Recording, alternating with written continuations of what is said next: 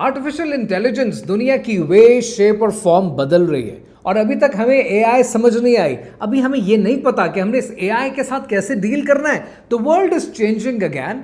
अब दुनिया में आ रहे हैं ह्यूमनॉइड्स और इतनी स्पीड में आ रहे हैं कि आपने कभी अंदाजा नहीं लगाया होगा। ह्यूमनॉइड्स वो रोबोट्स हैं जो आपके साथ कनेक्टेड रहेंगे। कोई रोबोट आपके घर की सफाई कर रहा होगा, कोई रोबोट आपके लिए शॉपिंग करके दे रहा है, कोई आपके कपड़े तय कर रहा है। एक रोबोट आपकी पूरी जिंदगी चलाने के लिए तैयार है। और ये रोबोट सिर्फ ऐसे नहीं है कि आपने 20,000 30,000 डॉलर्स की प्रोडक्ट खरीद कर अपनी जिंदगी के लिए उसको लाजुम व मलजूम बना दिया। ये वो हैं कि जो सर्वर से हर वक्त कनेक्टेड है। अब ये इतना सारा डेटा आ रहा है, इतनी सारी चीजें आ रही हैं। Literally by going through all of this I am literally sad today. Sad probably शायद एक बड़ा वर्ड है क्योंकि सैड में इतना होता नहीं अल्हम्दुलिल्लाह। I think the right word here is I am a little hurt.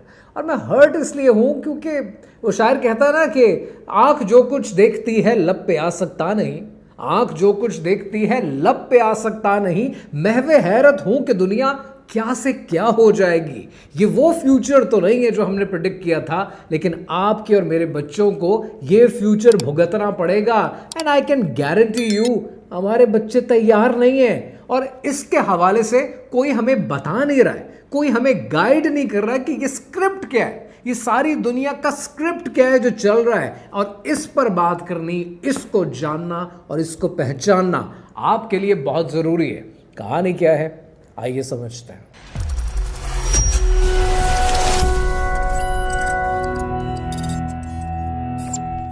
Humanoids को समझने के लिए सबसे पहले इंसान के इर्तिका को समझें, इंसान के एवोल्यूशनरी प्रोसेस को समझें कि जहां वो हजारों साल एक प्रोसेस से गुजरा है। किसी जमाने में वो हंटर गैदरर था, शिकार करता था और शिकार करके खाया करता था।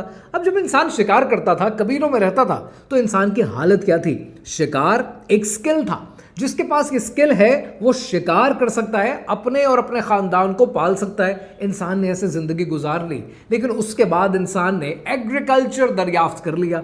जब एग्रीकल्चर पता चल गया कि इस तरीके से भी अनाज बना सकते हैं, उगा सकते हैं जमीन से, रब की कायनात है, रब की जमीन है, रब की जमीन से ये खजाने लिए जा सकते हैं, तो उन खजानों को इंसान ने एक्सप्लॉइट करना शुरू किया और लाखों लोगों को, करोड़ों लोगों को एग्रीकल्चर में काम मिल गया।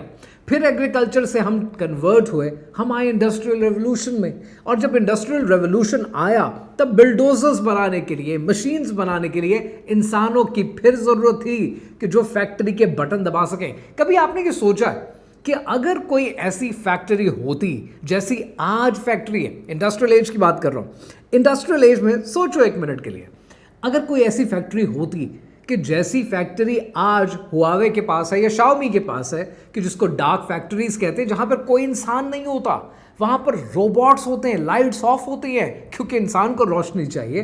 रोबोट तो देख रहा है ना, तो रोबोट्स काम कर रहे हैं उस फैक्ट्री में 24 घंटे बगैर किसी ब्रेक के, बगैर लंच ब्रेक के, बगैर अपने हुकूक के लिए आवाज़ उठाए। आज वो डार्क फैक्ट्रीज दुनिया में मौजूद है। अगर इंडस्ट्रियल एज में ऐसी डार्क फैक्ट्रीज होती तो क्या इंसानों को इंडस्ट्रियल एज में काम मिलता? हरगिज़ नहीं। आप बेरोजगार हो जाते। आपके आबाओ अजदाद 1700-1800 में बेरोजगार हुए घूम रहे होते। सो इंडस्ट्रियल एज में एग्रीकल्चर के लोगों को नया स्किल दिया कि मशीन कैसे ऑपरेट करनी है, बटन कैसे दबाना है, बिहेवियर बेस्ड सेफ्टी शुरू हो गई, लोगों की ट्रेनिंग शुरू हो गई, सबको काम मिला। और उसके बाद 1905 में एक और साहब आए, अब वो फिर लंबी कहानी है, डेल कार्नेगी, और उन्होंने एक नया कॉन्सेप्ट दिया, सेल्समैन, कि एक ऐसा आदमी क्रिएट करो जो सामान को बेच सके। अगर ऐसा बेचने वाला, एक एक्सट्रोवर्ट, बातें करने वाला, बोलने वाला इंसान हमें मिल जाए तो वो फैक्ट्रीज में, इंडस्ट्रियल एज में बनने वाली एक्स्ट्रा आउटपुट को लोगों के मत्थे मारेगा, लोगों को बेच देगा जिस चीज़ की ज़रूरत नहीं है। और पिछले 125 साल में एक नया प्रोफेशन दुनिया में उभरा which is called the sales profession. आज जितने लोग सेल्स प्रोफेशन में हैं वो सब के सब आबाओ अजदाद के ज़माने में कहीं ना कहीं डेल कार्नेगी के ट्रेंड हैं, but will talk about that some other day. But point ये, एग्रीकल्चर एज से इंडस्ट्रियल एज में भी लोगों को काम मिल गया। उसके बाद आई एक नई एज आज से 50 साल पहले, which was a digital revolution. अब जब ये डिजिटल रेवोल्यूशन आया, आपको एक्सेल आ गया, मुझे पावर पॉइंट आ गया, किसी और साहब ने वर्ड सीख लिया, कोई ऑटोकैड सीख गया, कोई ग्राफिक डिजाइनिंग सीख गया, सब ने नया स्किल लिया, सबको काम मिल गया। लेकिन अब जो ये एआई आया है, this AI is totally changing the ball game. पता है क्यों? क्योंकि आप स्कूल, कॉलेज, यूनिवर्सिटी जाकर स्किल लेकर, तालीम हासिल करके, डिग्रीज लेने के बाद क्या करते हैं? आप ऐसे रिसोर्स पर्सन बनते हैं जिसको काम दिया जा सकता है। यानी इन अदर वर्ड्स, आप नॉलेज वर्कर बनते हैं। डॉक्टर एक नॉलेज वर्कर है, लॉयर एक नॉलेज वर्कर है, इंजीनियर एक नॉलेज वर्कर है, मैथमेटिशियन, टीचर, ये सब कौन है? ये नॉलेज वर्कर्स हैं। आज वो नॉलेज एक फोन के ऊपर एआई के पास मौजूद है। तो आज नॉलेज वर्कर्स की इसलिए जरूरत नहीं है क्योंकि आर्टिफिशियल इंटेलिजेंस दुनिया को इंटेलिजेंट बना रही है। Intelligence is a common currency now. अगर आप ज़हीन हैं तो कोई कमाल नहीं है। जहानत एक प्रॉम्प्ट पे मेरे हाथ में आ जाती है, आपकी जहानत की जरूरत नहीं। This is how the world is changing. मुसीबत ये, अभी हम इसके लिए तैयार नहीं। We are not ready for this. हमें यह नहीं पता कि जितने नॉलेज वर्कर्स को काम नहीं मिलेगा उनको कहां खपाना है। We don't know that. और अब दुनिया में एक नया सिलसिला शुरू हो गया विच इज ह्यूमनॉइड। अच्छा, यहां पर मेरे पास ना बहुत सारे आप लोगों के कमेंट्स आते रहते हैं, मैसेजेस आते रहते हैं, and I talked about the AI the other day. और आप लोग अक्सर कहते हैं कि सर अगर हम एआई सीख लेंगे हमें काम मिल जाएगा। काम मिल जाएगा, चंद लोगों को जरूर मिल जाएगा जो अपने फील्ड में टॉप पे होंगे, लेकिन advance general intelligence and advance super intelligence उनको फिर एलिमिनेट करेगी। तो ये किसी एक इंसान का नौकरी पर चले जाना या चैट जीपीटी या ग्रॉक के अंदर बैठकर या लेनार्डो में बैठकर जॉब कर लेने की बात नहीं हो रही है। We are talking about the human evolution है। सो अब इस ह्यूमन एवोल्यूशन में नॉलेज वर्कर की जरूरत खत्म हो गई। अब ह्यूमनॉइड क्या कर रहा है? अब इस ह्यूमनॉइड को समझने के लिए थोड़ा सा माजी में जाए, and I am gonna take you probably somewhere in 2003 and 2004 कि जिस दौर में गूगल नया नया है, 4-5 साल हुए हैं, सर्च इंजन है, आप हॉटमेल के ऊपर या किसी ज़माने में यूएसए टुडे के ऊपर ईमेल बना करते थे। मेरा पहला ईमेल वहाँ पे था। तो वहाँ पर आप ईमेल्स बनाते हैं। अभी जीमेल नहीं आया दुनिया में, and people, the elites of the world already decided how to run the world by that time. उन्होंने ये डिसाइड किया कि एआई बहुत आगे की बात है, पहले हम टेक्नोलॉजी को इंट्रोड्यूस करते हैं।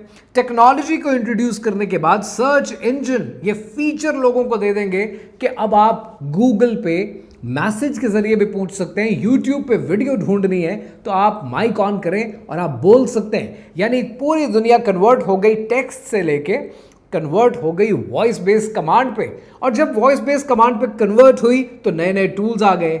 Amazon ने एलेक्सा लॉन्च कर दिया, गूगल ने होम लॉन्च कर दिया। ये टूल्स आ गए जो कॉन्टिन्यूसली आपकी सर्वेलेंस भी कर रहे हैं, आपको सुन भी रहे हैं, आपको मशवरे भी दे रहे हैं और अपनी मर्जी से आपको शॉपिंग करा रहे हैं। अगर एलेक्सा की बात करें, गूगल की बात करें तो घूम फिर के वो अपनी प्रोडक्ट्स को जरूर मंजर आम पर लेके आएगा। कभी भी वो आपको यूट्यूब के अलावा सर्च नहीं देगा, because they are controlling you. वो आपकी आवाज सुन रहे हैं तो आपको कंट्रोल कर रहे हैं। एंड गोइंग फॉरवर्ड वहां से आपको लेकर आए एआई में, और अब एआई से लेकर आ रहे हैं ह्यूमनॉइड में। ह्यूमनॉइड वो रोबोट्स हैं जो 24 घंटे आपके साथ रहेंगे।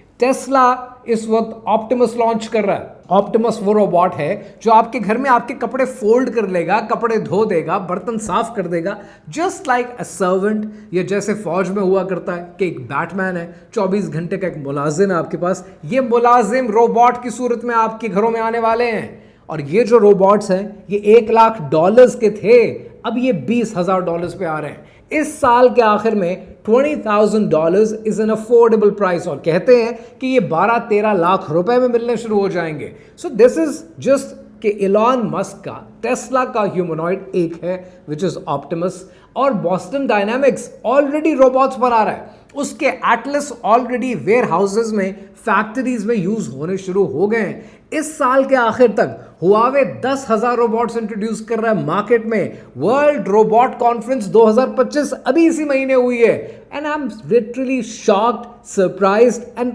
To a great extent I am hurt as well, क्योंकि इसके अंदर जो फ्लैगशिप होता है ना, कि किसी भी रोबोट कॉन्फ्रेंस के अंदर फ्लैगशिप होगा, कोई भी कॉन्फ्रेंस होगी, मैं ऐसी चीज़ें पढ़ता रहता हूँ। तो ऐसी चीज़ों में मैं हमेशा कोशिश करता हूँ कि देखो कि नया किसने क्या दिया। सो काइवा टेक्नोलॉजी ने, चाइना की कंपनी ने इस वर्ल्ड रोबोट कॉन्फ्रेंस में 2025 अगस्त में एक नया रोबोट को इंट्रोड्यूस किया है जो कि क्लिनिकल ट्रायल करेगा अपने 2026 में, यानी विद इन नेक्स्ट 6 मंथ्स और अप टू अ ईयर। करता क्या है रोबोट? ये रोबोट ये करता है कि आप इस रोबोट के पेट में एक आर्टिफिशियल वूम्ब है और इस वूम्ब में बच्चे को पैदा कर सकते हैं। $14,000 का है। अब ज़रा थोड़ा सा माजी में जाए, आपको लेके चलता हूँ इंडिया में सन 2002 से लेकर 2021 तक क्या हो रहा था गुजरात में। Do you remember that? Gujarat was the surrogacy capital of the world. पूरी दुनिया से गोरे आते थे जिन्होंने आईवीएफ से अपने बच्चे पैदा करने थे, क्योंकि गुजरात में ये काम $20,000 में हो जाता है। गुजरात का नाम पूरी दुनिया में चलने लगा। आनंद क्लिनिक जगह जगह खुलने लगे क्योंकि $20,000 क्लिनिक ले लेता था। लेकिन क्लिनिक ने जो गरीब बेचारी औरतों को रखा हुआ था उनके लिए डॉर्म्स बनाए हुए थे, हॉस्टल बनाए हुए थे। खानदान से राब्ता नहीं कर सकती, सही मानों में इस्तेहसाल होता था। 2-4 हज़ार डॉलर के लिए वो अपने बतन में, अपने पेट में उन बच्चों की अफजाइश किया करती थी। वो 2021 में आते आते इंडिया ने उसको बैन कर दिया कि गोरे नहीं आएंगे। जिसने आईवीएफ कराना है वो लोकल इंडियन होगा और वो इतने पैसे नहीं देगा, सिर्फ खर्चा दे देगा 14-15 लाख। आज भी ये इंडस्ट्री इंडिया में चलती है और अब यही इंडस्ट्री शिफ्ट हो जाएगी कायवा टेक्नोलॉजी के रोबोट के ऊपर। मैं लिटरली हैरान इसलिए होता हूँ, उदास इसलिए हूँ। This is not the technology that we envisioned. ये हमने तो ये नहीं सोचा था, अपने बच्चों का मुस्तकबिल हमने ये नहीं सोचा था। आज अगर humanoid, to be very honest with you, खुल के बात करते हैं, आज अगर आप मेरी फैक्ट्री के लिए, मेरे बिजनेस के लिए मुझे ह्यूमनॉइड देंगे, शायद थोड़ी सी रिलक्टेंस के बाद मैं ले लूंगा। क्यों? क्योंकि मुझे अपनी लेबर कॉस्ट कम करनी है और मुझे अपनी लेबर कॉस्ट कम करनी है। अगर रोबोटिक आर्म, जो मशीन्स हम बनाते हैं, अगर रोबोटिक आर्म वो काम कर लेगा तो मैं खुशी खुशी उसको ले लूंगा। मुझे वेयर हाउसिंग में बहुत टाइम लगता है, मेरी टीम मौजूद है लेकिन बहुत टाइम लगता है। I will probably adjust them somewhere else ताकि उनकी नौकरी ना जाए, लेकिन वहां पर मैं रोबोट इंट्रोड्यूस कर दूंगा। लेकिन अगर आप मुझे घर के लिए रोबोट देंगे, I would be very reluctant. मैं तो शायद ये बात समझ जाऊंगा, मेरे बच्चे ये बात नहीं समझेंगे, आपके बच्चे ये नहीं समझेंगे, आपके 20 साल बाद आने वाली नस्ल ये बात नहीं समझेगी। क्योंकि ये जो रोबोट है जो आपके घरों में मौजूद है वो तो 24 घंटे जानता है कि किस वक्त आपका क्या मूड है। जब आपका मूड है तो आपको वरगलाना कैसे है, वो तो सर्वर के साथ कनेक्टेड है, वो तो डेटा के साथ कनेक्टेड है। उसको पता है कि कब आपको सही रास्ते पे लगाना है और कब सही रास्ते से हटाना है। मुनकिर नकीर का काम अब ये रोबोट का आ जाएगा, ज़मीर का काम ये रोबोट करेगा। तो आप मुझे बताएं कि दज्जाली फितने से वो इंसान जिसने ह्यूमनॉइड घर में रखा हुआ है, जो उसके लिए शॉपिंग भी करता है, खाना भी पकाता है, घर भी साफ करता है, उसको पता है आप कितने बजे घर आते हैं, उसको पता है जब आप आते हैं तो जुमेरात को आप क्या करते हैं और जुमे को आप क्या नहीं करते और सोमवार को आपके क्या रूटीन होता है। They know everything about you. जब इस लेवल पे सर्वेलेंस आ जाएगी तो जैसे मैं कोई अच्छा काम करने की कोशिश कर रहा हूँगा, डू यू थिंक रोबोट मुझे करने देगा? डू यू थिंक कि मेरा कंट्रोल मेरे ऊपर रह जाएगा? डू यू थिंक कि मेरा ये डेटा सर्वेलेंस में नहीं यूज होगा? या आप कंट्रोल्ड हो जाएंगे और फिर इस दज्जाली फितने से कोई बचा नहीं पाएगा। I am literally hurt in the sense के ये फ्यूचर नहीं इमेजिन किया था मैंने। लिटरली ये फ्यूचर इमेजिन किया था कि मेरे बच्चों को, आपके बच्चों को, हमारे बच्चों को इनके दोस्त होने चाहिए। इन्हें पता होना चाहिए कि महफिल क्या होती है, इन्हें पता होना चाहिए कि गम क्या होता है। किसी से उदासी में अफसोस करते हैं, किसी के घर फौतीदगी हो जाए, कोई मौत हो जाए तो अफसोस कैसे करते हैं। इन्हें पता होना चाहिए किसी की खुशी में खुश कैसे होते हैं। इन्हें पता होना चाहिए कि गम शेयर कैसे करते हैं, दरख्त पे कैसे चढ़ते हैं, झरने की आवाज़ क्या होती है, मछली का शिकार कैसे करते हैं, खाना कैसे उगाते हैं। इन्हें ये नहीं पता। इन्हें पता है वीडियो गेम में क्या होता है, इन्हें पता है कि ह्यूमनॉइड से बात कैसे करनी है, इन्हें पता है कि क्या प्रॉम्प्ट देंगे तो एआई चलेगा। This is not the future we imagined. और इस फ्यूचर से बचाना आपका काम है। आपका काम है कि अपने बच्चों को बताएं कि ये ह्यूमनॉइड्स आ रहे हैं दुनिया में, आप रहें या ना रहें, अल्लाह आपको लंबी उम्र दे, मैं रहूं या ना रहूं, हम में से कोई रहे ना रहे, इनको पता होना चाहिए कि ये ह्यूमनॉइड्स आ रहे हैं, ये तुम्हें कंट्रोल करेंगे, तुम्हें वो कुछ नहीं करने देंगे जिसके लिए तुम इस दुनिया में आए हो। इस टेक्नोलॉजी से, इस स्क्रीन से बाहर एक दुनिया है और उस दुनिया में रब ने बहुत खूबसूरती डाल रखी है। अल्लाह ने मेरा घर रिस्क से भर रखा है, लेकिन इतना पैसा नहीं है कि आज मैं कोई जजीरा खरीद लूँ, लिटरली मेरा दिल करता है छोड़ छाड़ के ना सब लिटरली कहीं दूर चला जाऊँ, कहीं ऐसा दूर चला जाऊं कि मेरा इस नेटवर्क से, जो नेटवर्क आपको सर्वेलेंस में लेके आता है, जो नेटवर्क आपको कनेक्टेड रखता है, जो नेटवर्क आपकी एक एक मूव नोट करता है, जो नेटवर्क कहता है कि अगर आप सोशल मीडिया पे नहीं है तो आप एग्जिस्ट ही नहीं करते, आपका वीज़ा नहीं होगा, आप हमारे मुल्क पे एंटर नहीं कर सकते, नहीं चाहिए। दुनिया में कहीं दूर इंसान चला जाए, अपनी ज़िंदगी गुजारे।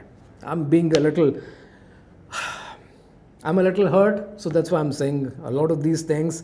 But ये दाग दाग उजाला ये शब गजीदा सहर, फैज़ ने कहा था ना, ये दाग दाग उजाला ये शब गजीदा सहर के इंतज़ार था जिसका, ये वो सहर तो नहीं।